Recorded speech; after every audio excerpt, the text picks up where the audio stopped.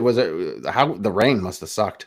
Yeah, it was pretty cold, but we were prepared. I had my coat. He stole my hat and mittens, so he was good to go. Good costumes. I mean, did you see any like truly creative costumes? Because I think like that's something that like you don't see anymore is like a good creative costume. Yeah, I mean, he was easily the scariest kid out by Hmm. far, to the point where some other kids said that Isaac scared him. That made me happy. There was one year where there was a kid in a scream mask, like the scream outfit, running behind houses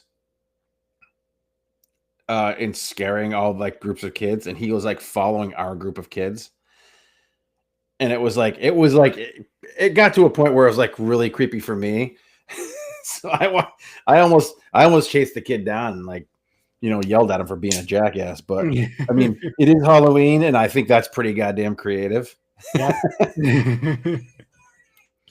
But still, it's a good way to get yourself shot if you're if you're in rural Vermont. Absolutely. Well, in the end, I hope you guys got a boatload of candy. Yeah, he got quite a bit. I was impressed. He carried it all himself too. Yeah, I'm like this year. Lucas got more than he's ever had, and it was like easily one of the worst years to go out. So with the wind and the rain, That's probably why people are just like, just take it. take it all. Yeah, exactly. Hey, how do you think we should start this podcast? Just you want to start it like music wise, like just Yeah, let's do it. all right, let's do it then. What time is it?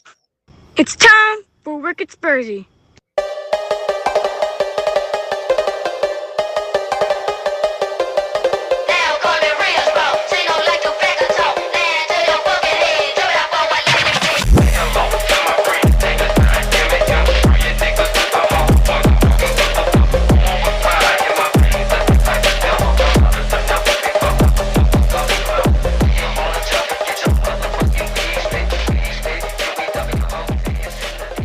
Hey, this is Wicked Spursy. You got Mike, you got Steve.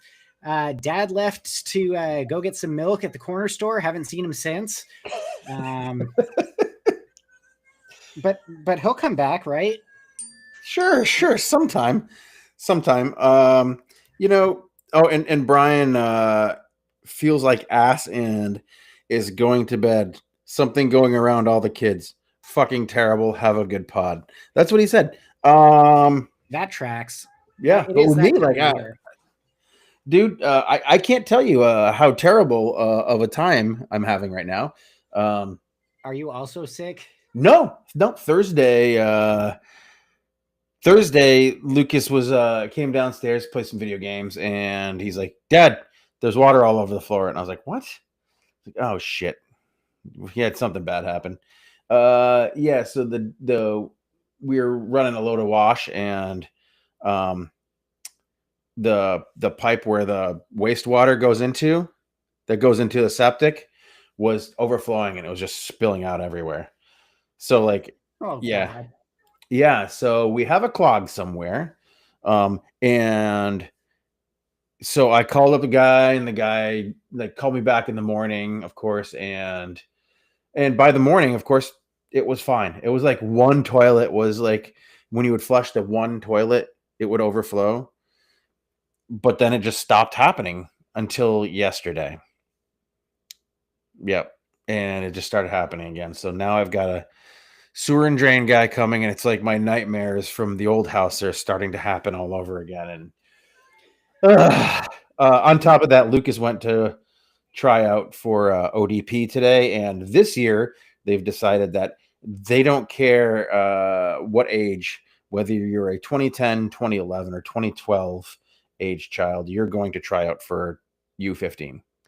Lucas is 13. He turned 13 in the summer.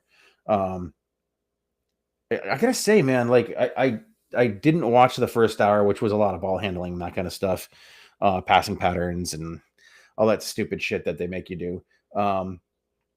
And I gotta say, like, I did show up and watch him in like the game phase of the tryout. He held his own. He was playing center back and he was playing left back quite a bit. And holy shit, I didn't know that he had a leg enough to hit some long diagonals, and he was hoofing it, man.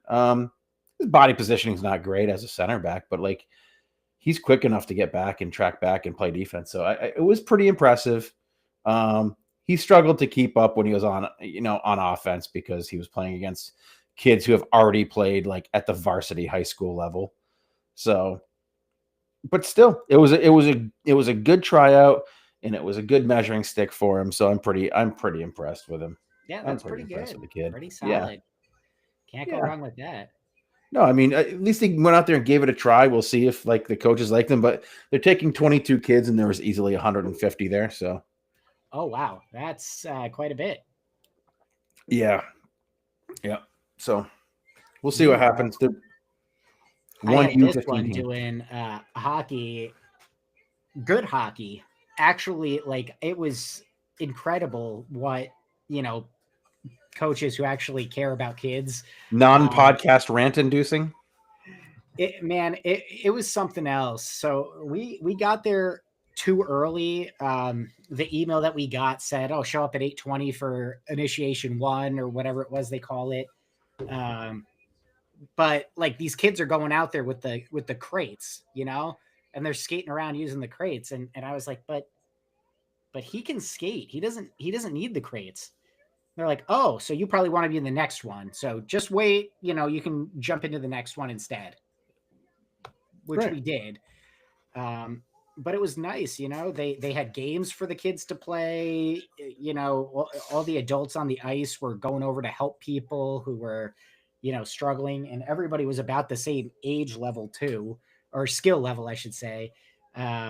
So, there was no superstars, showing everybody up. It was just a bunch of kids at the same stage of development, all learning together and playing together. And oh man, it was so nice. Oh, good, man. And then I rushed him over, and immediately after does jujitsu. And he still had energy to spare. I wanted to take a nap on the way home, and he's still sitting there like, all right, let's go. Well, I mean, these kids, man, these kids.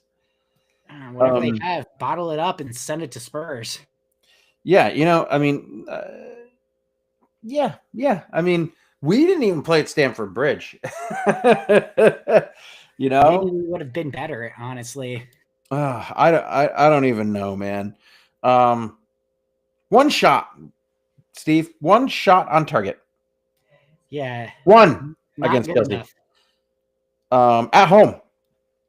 At home. Yeah, not good enough. Not by a long shot. It's kind of gross. I don't know what the deal is. Like it just, there's so much, finger pointing. Is it the players? Is it the system? Is it Frank? Is it the injuries? Is it, and it's probably an amalgamation of a bunch of different things, but for the players that are out there to not make things happen, to me, the onus is on them by and large. There's no excuse for the number of times there was a breakaway, and rather than try the risky through ball, it just stopped and played it back to defense so that we could reset and try the patient buildup, which didn't work ever. So, I mean, can I throw some numbers at you here? I already threw the numbers guy. The one shot on goal thing. Yeah, you are a numbers guy. All right. What's the word? What's the term they use? I think they use the word. The English use the word grim. So we at XG. If we're talking XG, and I know we're not the XG podcast, we're the politics Spurs podcast, right? You'll know that from my rant 2 weeks ago. Ramble about crap. So Chelsea had a 2.92 XG. What did we put up, Steve? Do you know? 0.05. That's correct, Steve. You win the prize. The prize is that we're still in third place, but we played like we're in 13th place. I thought we were in fifth now. Oh yeah, well, you know what? We are probably in fifth now because I've not updated my table yet. So yes, probably fifth now. Yeah, we're in fifth on 17 points. And could be anywhere from fifth to eighth, depending on goal differential that we're kind of lucky at right now, right? So yep, barely holding in there. 17 points from 10 games, 5 wins, 2 draws, 3 losses. And it doesn't look like it's gonna get much better. We have a very, very tough November, Steve. Third straight home defeat. We're 1 win, 2 losses, and 1 draw at home. We're getting booed at full time. We have players that especially players that you mentioned in the last podcast about how you don't like their attitude, fucking off the coach when the coach went to give them a high five. And the video says it all.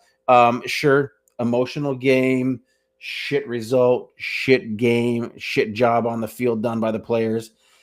It doesn't give you the right to, when your coach is trying to say, hey, look, we'll go get him next time. It doesn't give you the right to fuck him off like Jed Spence and Mickey Van de Ven did. And I wouldn't have expected that out of my captain. And I've heard the point. Oh, well, the fans are booing, they're aggressive, but I'm not a fan of booing, I'll tell you that. But after the performance that you put out there, what did you expect? You gotta, at this point, you gotta take your licks and just, hey, that was on us, because it's not the fans that put in a poor performance. Thomas wasn't out there kicking the ball. You had Back Passaker out there who was not really facilitating an attack.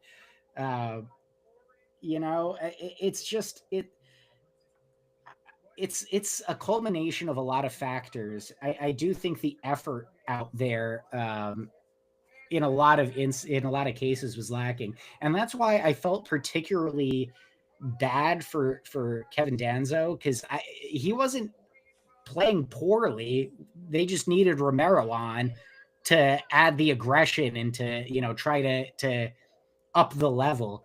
It was kind of like the unfortunate substitution. If I could have pulled another player instead, probably would have, but options are pretty limited at the moment. Steve, I believe that we had 2 very bad players out there, 3 very bad players out there, and people aren't going to like to hear it. Mickey Van de Ven was one of them.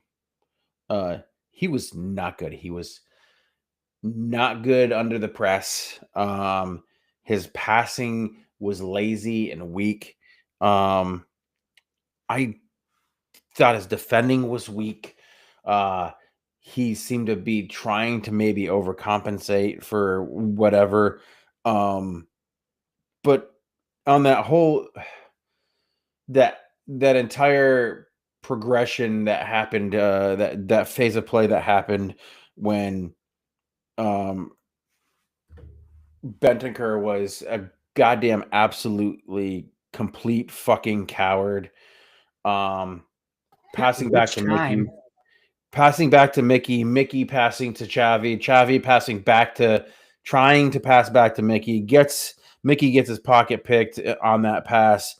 Caicedo sends it across to João Pedro for a fucking, what is essentially a tap-in.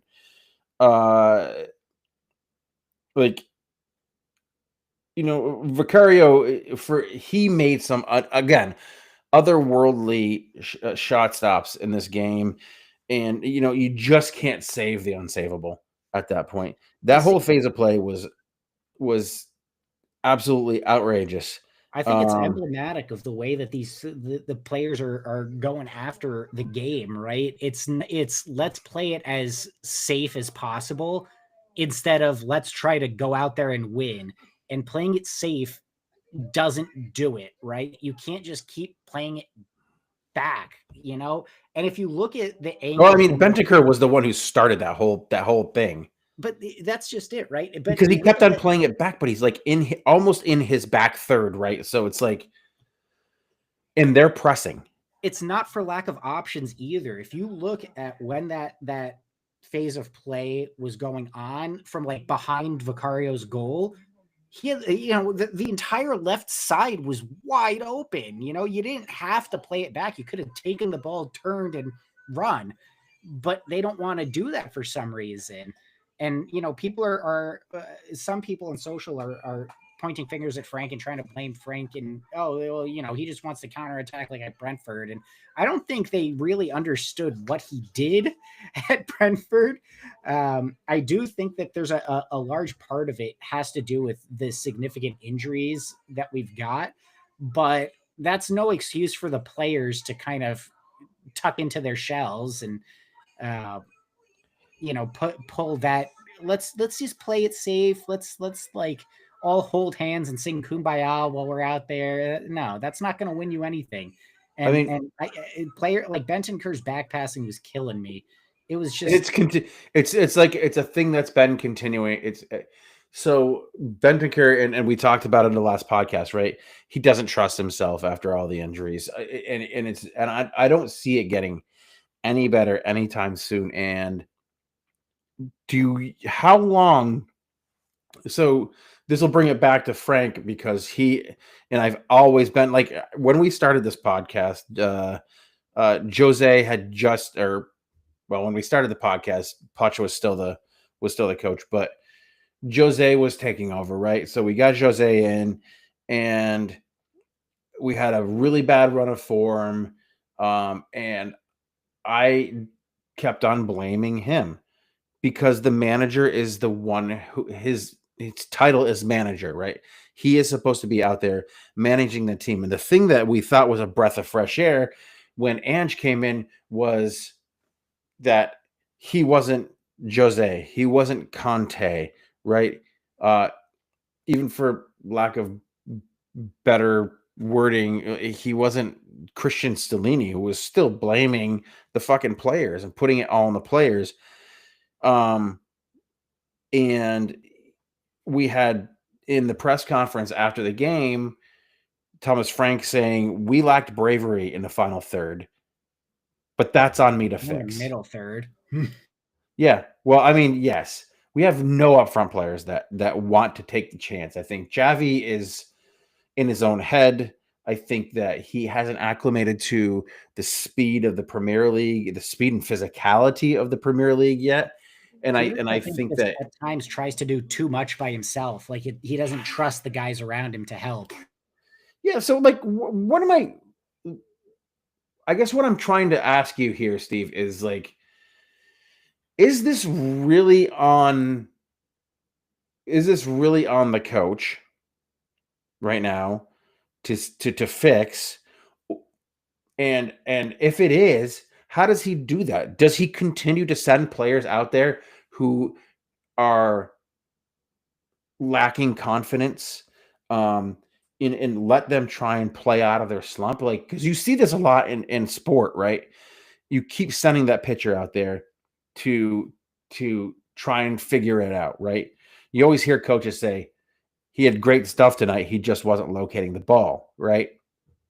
In terms of pitching, like you hear coaches talk about, like, the goalkeepers, positioning was great tonight. This was great. This was great. He just isn't, he's not acting quick enough. He's not thinking quick enough. And there's just lots of ways to get people out of slumps. So is it up to the manager to keep putting them out there until they get out of this slump? Or at some point, do you have to cut bait and run and just say, listen, this is a problem. We have to find somebody else who either wants to or can do the job. And if you're asking me, start putting some fucking academy guys in there. Start putting Dane Scarlett up front. Maybe guys will start breaking out of their funk real quick. Yeah, I don't know. It's tricky, right? Because on the one hand, I there are some academy guys who have been making the bench at least due to, injuries and whatnot. But I just don't understand the attacking ineffectiveness, right? Like nobody up there really feels the need to want to push forward, right? There's a fear there. I think you were spot on with Xavi Simons being in his head, because he does have a pass on him. He's got a really good one when he picks his head up and looks to play it in. I can think of one moment where he scooped it over for Kudus there, but most of the time he either gets bodied off the ball or he takes too long to make a decision, and that just gets punished, right? But you think about, well, what other options do we have? We had Bergvall to come in, and then he got concussed 5 minutes in. I don't think he necessarily would have been a game changer or anything, but Johnson hasn't done anything lately. Richarlison hasn't really done anything lately. Tell Odegaard, I do like Odegaard. I think he's a solid option, but again, the end product just isn't there from any of these guys. He's in and out of the squad. Yeah, when your top scorer is a center back, I mean, there's a problem there. I don't know if it's a lack of cohesion or if it's just everybody has the yips at the same time, or they're just lacking in confidence, or what's going on. But they need somebody up front to just grab them and just snap them out of it, right? Like they need a sort of Romero type character in the attack to get the guys, amped up and fired up and going. But everybody that I see up there, just they feel lost, they look like little puppies, just unsure what's to do. Kudus tries to make things happen, but again, I think he tries too hard at times, and maybe doesn't play the best option, because I don't know that he necessarily trusts the guys around him, and I don't blame him either. I really miss having like a Kulusevski that could come in and just hold things up and bring players in and be a bit more aggressive. Hell, even Madison, I think, has been hugely missed, and I've been critical of him too, for maybe a lack of fire at times, but it would be a step up from what we're seeing. I do think we need a really strong left-sided player, in January, because I don't see a single option out there except for Odegaard, who really looks comfortable in that role. And Odegaard is, again, in and out of the team. He's not consistent. I still like him a lot, but you gotta be critical as well, right? Goddamn, Timo Werner might be looking really sexy right now. I don't know if I'm that desperate. That's like hitting the bar at 11:30 on a Sunday night. Looking for that last ditch effort for the weekend. The only thing I can think of from a coaching perspective that I might want to see different is just a complete change in formation. Your offensive players aren't doing it. Scale them back, play the back five at that point. Like if you're relying on set pieces to deliver, just get Danzo, Mickey, and Romero out there. Let Porro and Destiny, or Spence and Porro, or Spence and whoever, push up more, create that width and help out. Maybe you get something from that, but I haven't seen a combination of attacking options with our fit players that really inspires me. So you might as well change the tactics somehow and remove the ineffective players and put, it's not going to be as exciting. I don't think it's not going to be the all-out attacking play, but perhaps it offers some more stability. And, maybe then when there's less pressure on the attacking players to do something, maybe they can start to build their confidence up. And who knows, maybe you turn it around and can switch back. I don't know, but what we've got going on right now just isn't working. No, and there has to be a change. I mean, we got injuries. So we have Romero coming back from injury, Udogi coming back from injury. Both obviously gonna be rusty. Kulisevsky out at least till probably after the holidays, after the New Year. Solanke still nursing injury. He's gonna be a while. It looks like Bearval's brain has been thrown into some sort of parallel universe. The way he got knocked out. We have Xavi, who can't get out of his own way right now, can't figure himself out. He looks like he's crying out there all the time. He's so upset. Now we have our best attacking player in Mo Kudus, who seems to be trying way too hard. And he's going to get sick of it too. I mean, things are about to happen here, and I don't know if it's good, man. I don't know, man. It's very hard. It's very hard for me. I think it would be nice if we saw some fight back.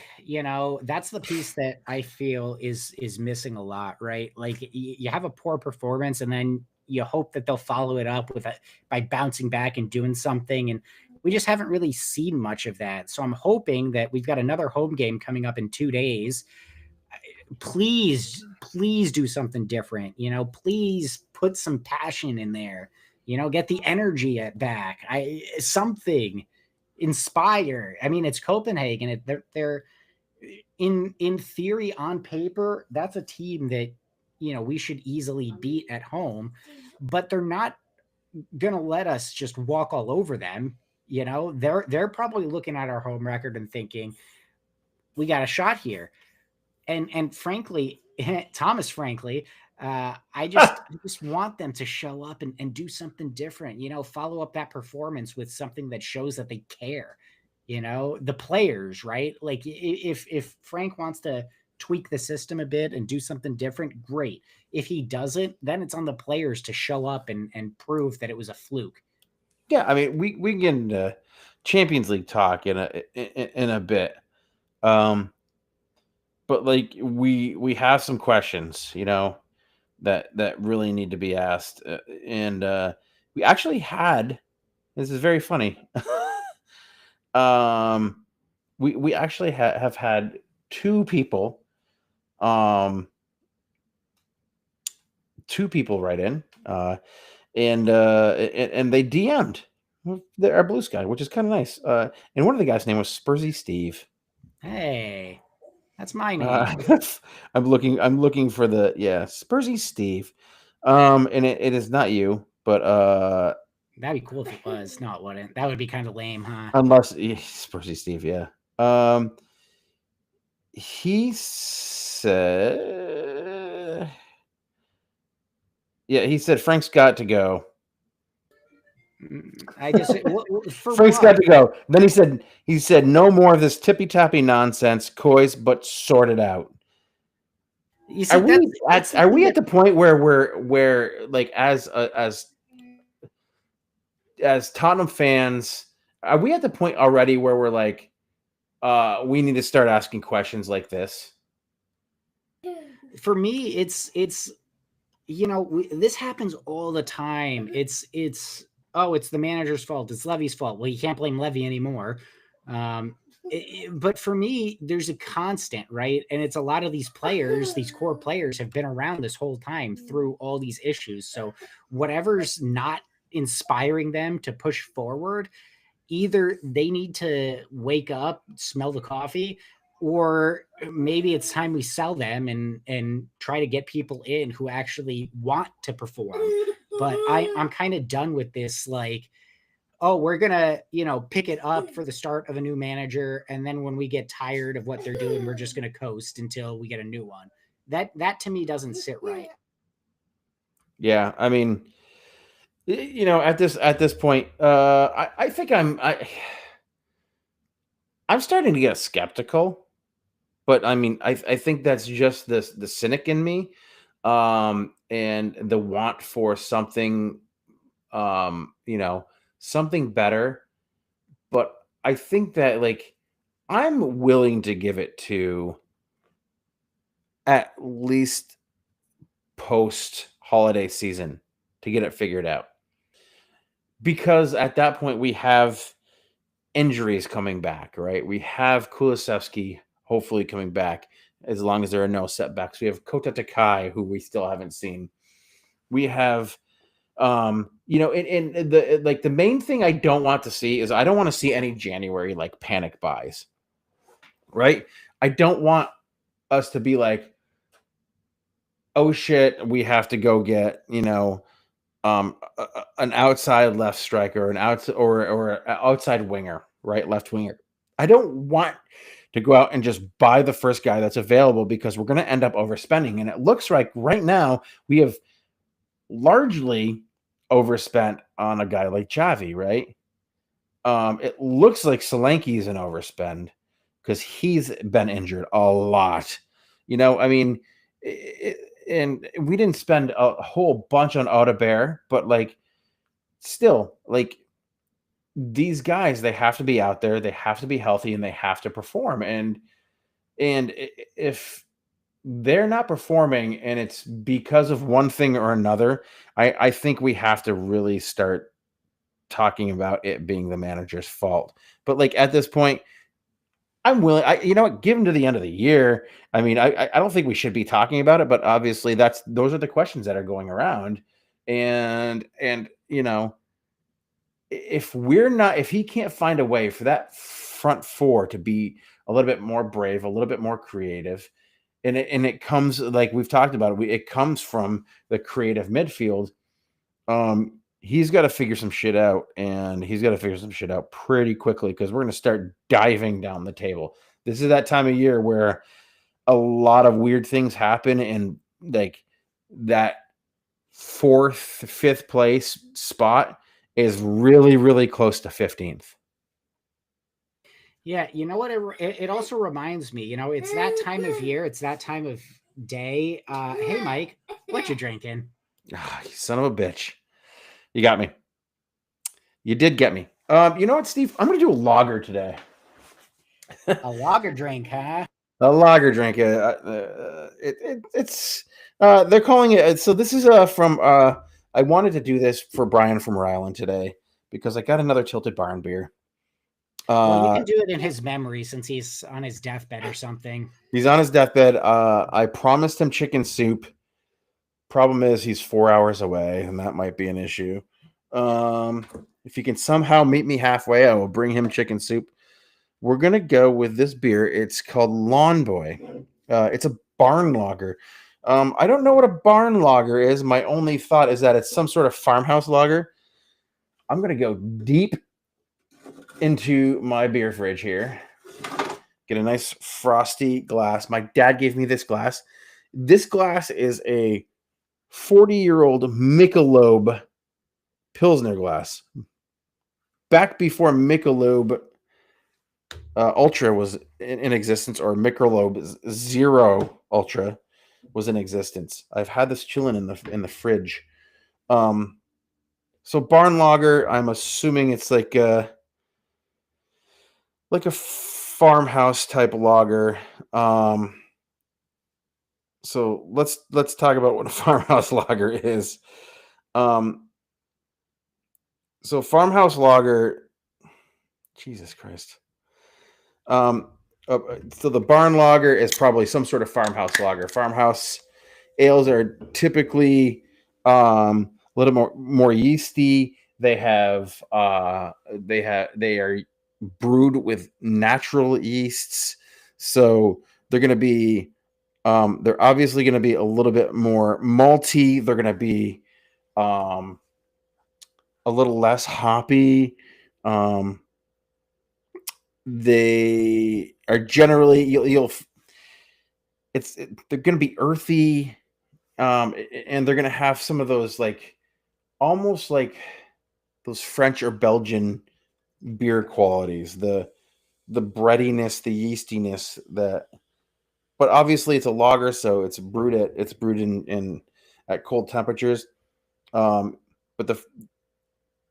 the farmhouse nature of the yeast is going to give it that, the Brettanomyces that come from the yeast are going to give it a, while it's a lager and it's clear and crisp and really refreshing, you're going to have some of those banana type flavors coming out in that yeast. So it's a nice looking beer, man. It's clear, it's see-through.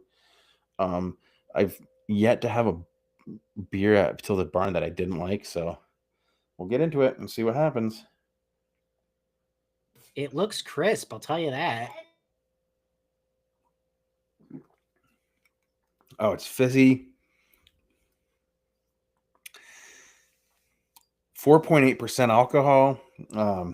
Drinkable. Well, that's not going to be your number today because 4.8, it's way too high. No, it's definitely not. It's definitely not a 4.8. I'm not a big fan of farmhouse type beers. I mean, what does it say for farmhouse beers? Honey, biscuits, grain. Okay. Subtle hops, grass, herbal, floral, mild farmhouse yeast notes, spicy, earthy. Yeah, all the shit that I actually said. Cool. So I'm not just talking out of my ass. That would be gross, yeah. I hope Isaac didn't hear that. Nah, he's enjoying cats doing silly cat things on the YouTube. Well, let me tell you. So this beer is really super carbonated, as lagers, pilsners generally are. It adds to that cold, refreshing character that you get from a lager, a pilsner. This beer is very drinkable. It's not overly farmhousey. It's not overly yeasty tasting, like you would get from those warm fermented beers that the French and the Belgians make. Obviously, there's still some stuff you can't really see it, but there is stuff kind of floating around in there. I think it's can conditioned, so there's still a little bit going on there. I like the beer. I really like the beer, but it's not going to be at the top of my list. If I go back to this brewery, it's not going to be at the top of my list to grab. Well, I'm ready with my guess. Okay, are you ready? Throw it in there. I'm ready. Let's hear it. All right. I'm going to give this one a 3.6. Ah, so close. I went with a 3.8. You went with a 3.8. I mean, it's just mid, man. It's middle of the road. It's just okay. It's just fine. But it's not just fine. It's really fucking great. I'm wearing this jersey tonight. My old Washington Redskins Chris Cooley jersey. Because my Washington Commanders tonight are playing against Seattle in the primetime 8 p.m. game. And they're wearing their Super Bowl era throwback jerseys, and it just makes me look.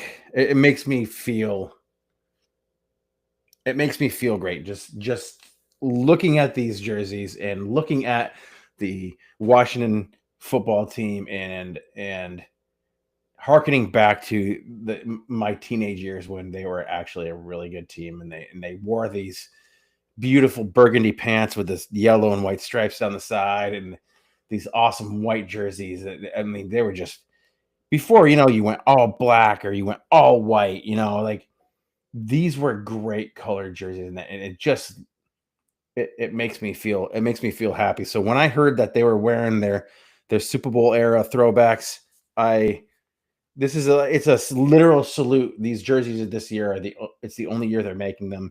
And it's a literal salute to the Super Bowl era of the Washington Redskins. And while we understand and accept the fact that that team name is no longer acceptable, I'm going to wear this jersey tonight because I'm going to salute my team, which is playing right now. And I think my well. team rolled over and died today. Did you? I don't know. Did I send that? Did I send that reel to you of it was a clip from Saw, and it says Jackson Dart watching Scatterboo do surgery on himself at halftime, and the guy's sawing his own leg off, and the other guy's in the corner screaming at the top of his lungs. That I just love it. For a little bit of context, Scatterboo is a rookie running back, and he's a fucking absolute lunatic, and he's not going to last in the league because of the way he plays. But for the 3 games that he did play, he was fun to watch. Yeah, I'll he say was. that. It was awesome. And then he, dislocated his foot, broke his fibula, like a madman. And I'm pretty sure that he said that he would be back before the end of the season, which I doubt it. There's no way. no, And he'll honestly, get himself 3 concussions before he comes back. Even if he physically could come back, there's no point. Season's over. We're not doing anything. Season over, yeah, 2 wins out of 8, right? At this point.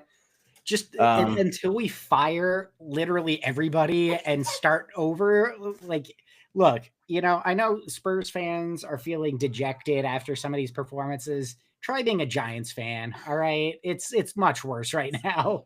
They've given Brian Dable 4 seasons.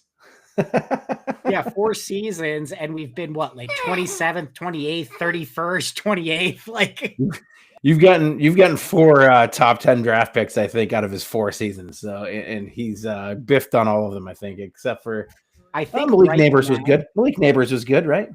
Yeah, he was until he got hurt. He's also injured. So try being a Giants fan.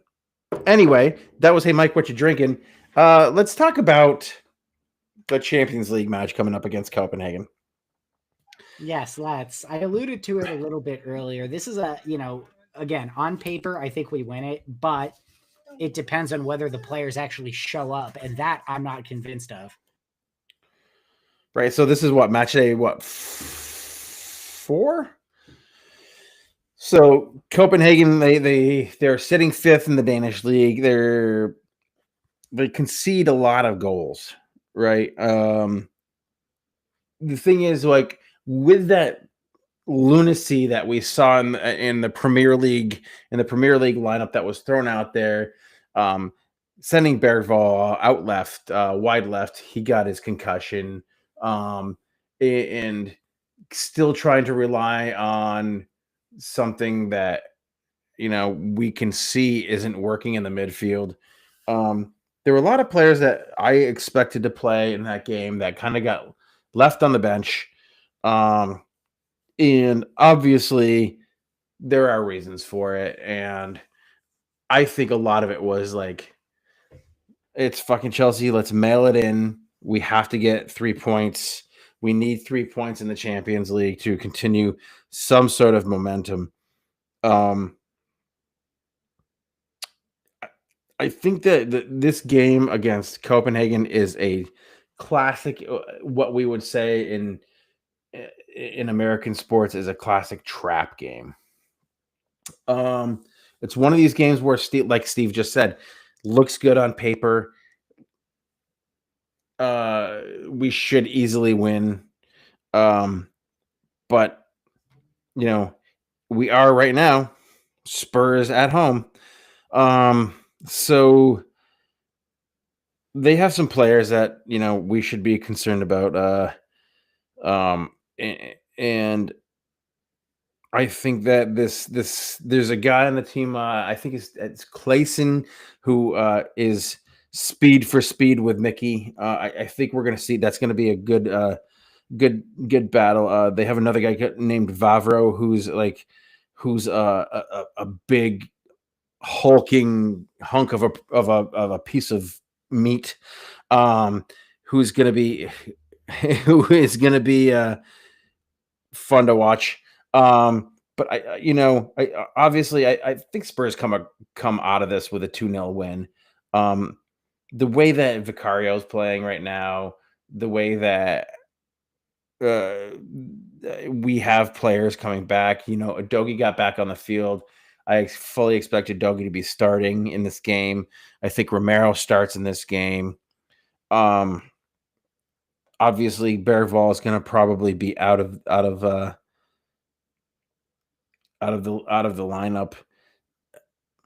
Yeah, I mean, we'll see what happens. Obviously, Archie's out, but we'll see what happens in this. This is going to be this is going to be an exciting game to watch, and I hope that this home game propels us to something that gives us a little bit of confidence going forward in this, and gives the fans a little bit bigger chance to say, Thomas Frank, we believe in you. Look, not for nothing, he says the right things, right? He wanted the atmosphere to be intense, and the fans brought it. They had the pyrotechnics and all that fun stuff going on. It's just that the players aren't doing anything about it, and for right now, until I think I agree with you, right? Like, until we're into January, if things haven't changed, once we've got some other players back, I'm willing to give Frank the benefit of the doubt and continue to push on a lot of these players as being to blame for our issues right now. Yeah, I mean, it's attitudes, right? It's attitudes. It is body language. It's all these things that you talk about with your young player, with your young athlete, is like the things that coaches see are body language and attitude. Along with the skill, along with hustle and all that shit. But body language and attitude is a big deal.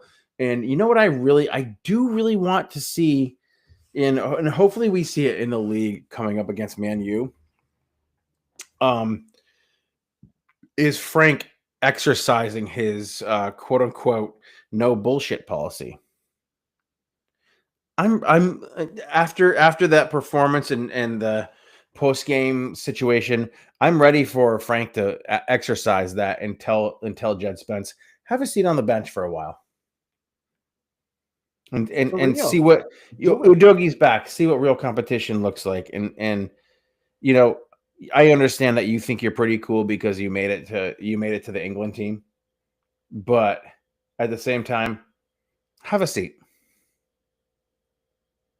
I'm ready. I'm ready for it. Last week, I'll say it again. The competition needs to be there, right? We've got too many positions right now where the big competitor is injured.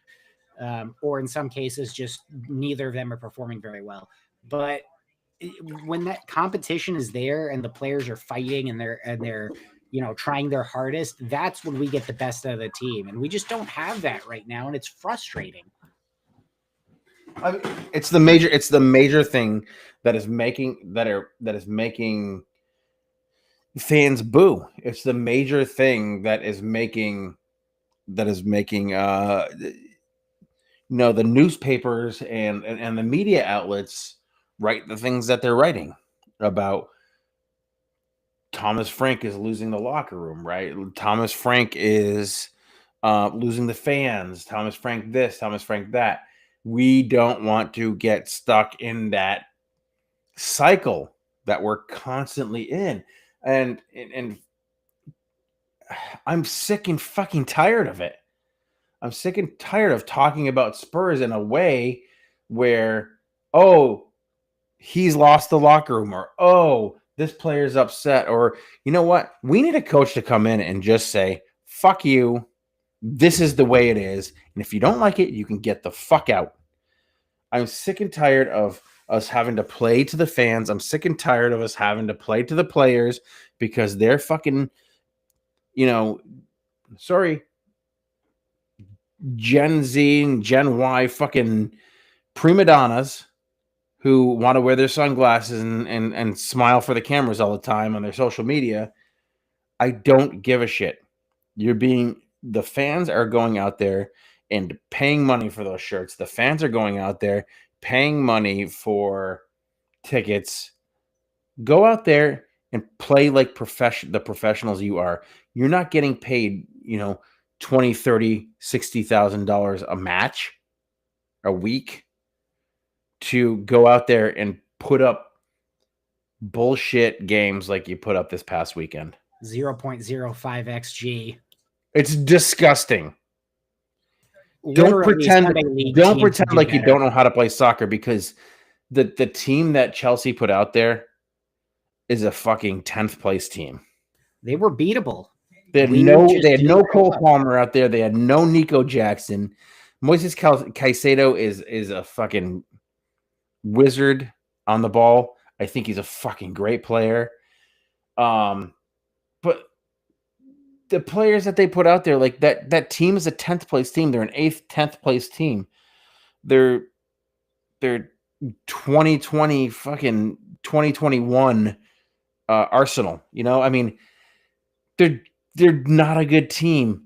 Tottenham has better players and they're a better team, but they need somebody to go out there and tell these players that enough is enough. Stop being prima donnas and put your fucking hard hat on and go to fucking work. Well said, Mike. Well said.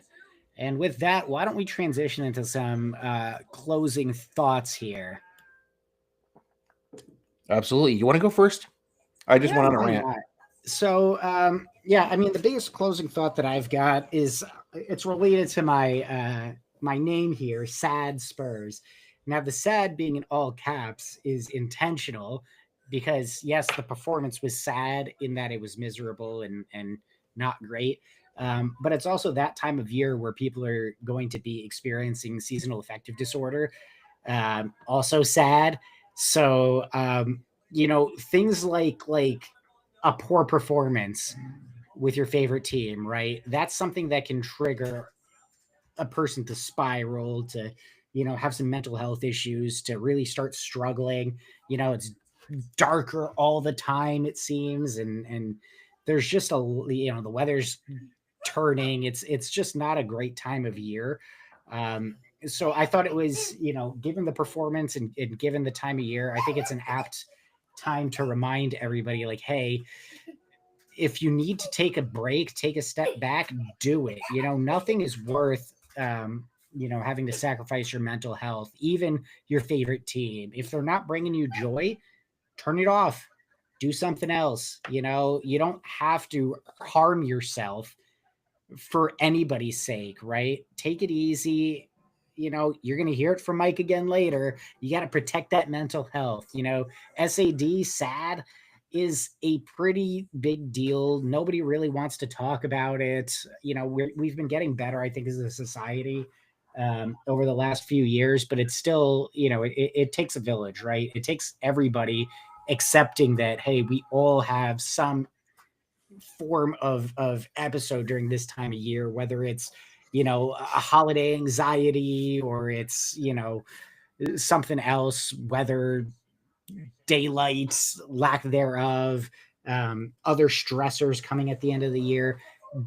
Do what you can to protect yourself and just really don't let games like that last one bother you to the point of, just ruining your entire day, week, month. It's not worth it. No, it's not worth it. Let you know what I always say? Let Notre Dame football ruin your week. They didn't this week. It always seems to be Boston College, and they pulled through. What I would like to talk about this week, Steve, is I am going to again stress New England soccer. The stuff that we're seeing right now out of the Portland Hearts of Pine, the stuff that we're seeing in Hartford lost in the playoffs, in the USL Championship playoffs, and what we're seeing out of Rhode Island today, who just won in penalties in their playoff match, who always seem to come on. Well, the past 2 seasons, obviously, because there's only 2 seasons, come on at the end of the year.